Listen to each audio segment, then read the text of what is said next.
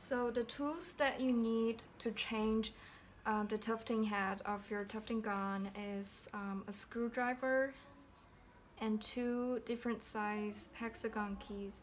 This one is a number 4.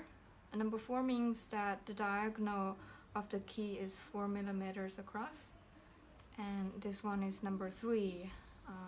It's 3 millimeters across, and this is a loop head.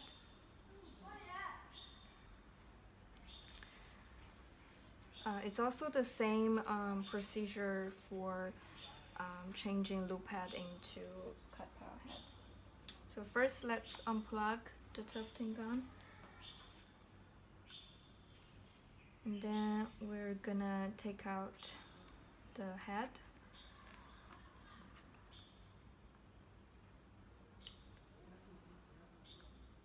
Unscrew that with the number 4 key. Take out the presser foot, the handlebar.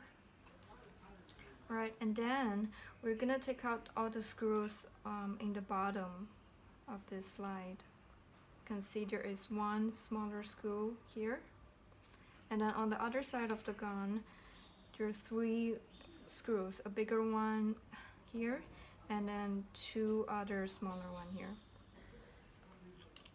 So let's unscrew this one first. This one is number 3. There's 2 pieces. Let's put it over here. Alright, then flip it over. Take out this half of the arm with the number 4 key. Careful when you take it out. There is the screw, but there's also 2 smaller metal pieces underneath. You wanna take those out as well, and then leave this aside. And use the number 3 key and take out the 2 smaller screws on the bottom. And this metal piece come off with it too. Looks like that. Alright. And now the bottom slide is all free, so we can just slide this thing out. Be careful, because this scissors pretty sharp. That's how it looks like. Alright, so you can see there is a screw on the back that secures the scissor head, and we're gonna unscrew that.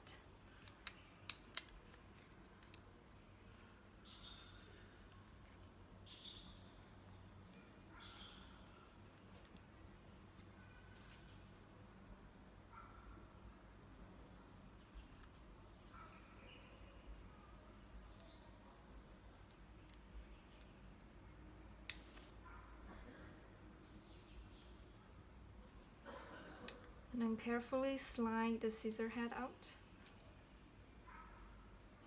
So this is the cut pile head. The scissors in the front. Right, and then as you can see, after you take the scissor head out, there is another smaller metal piece on the bottom.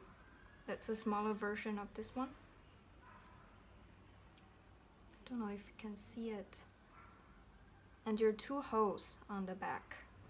So the cut pile head uses the hole that is near to the back, and the loop pile head used the other hole. So I'm gonna just push this metal piece to the front a little bit to align with the other hole, and then slide the loop pile head back in.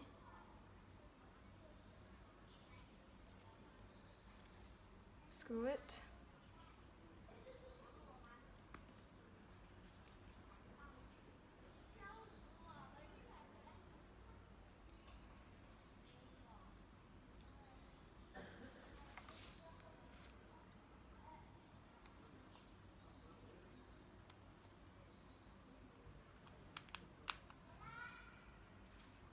Alright, you want to screw it all the way to the bottom.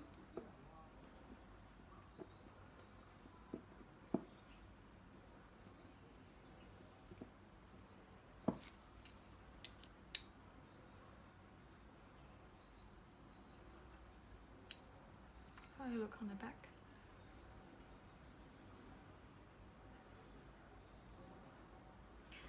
Alright, now let's slide this back in and put all the screws back.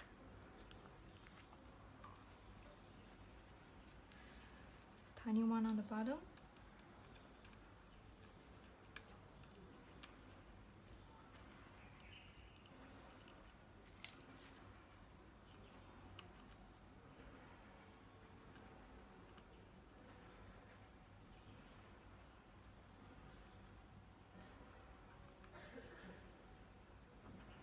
Make sure to tighten everything.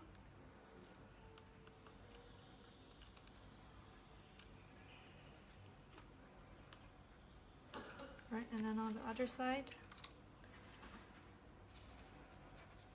let's put the two smaller screw and the metal piece back first.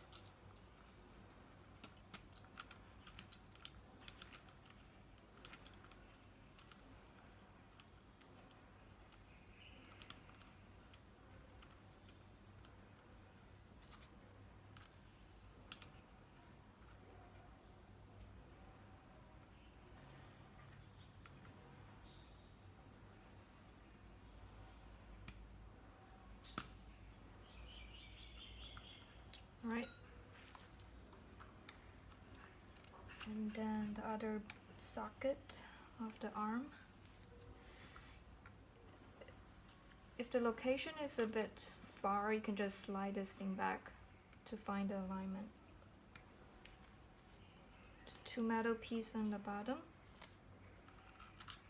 and then screw that in.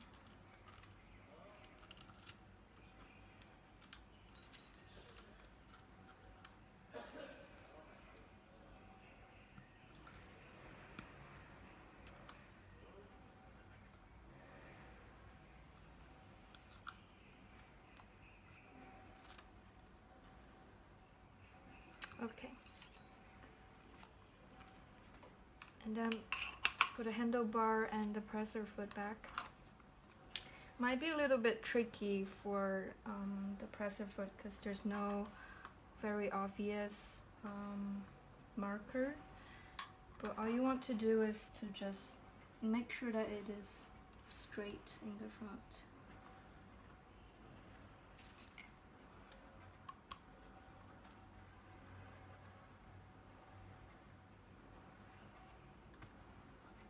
Alright, and that's it. We have the loop pile. It's all set.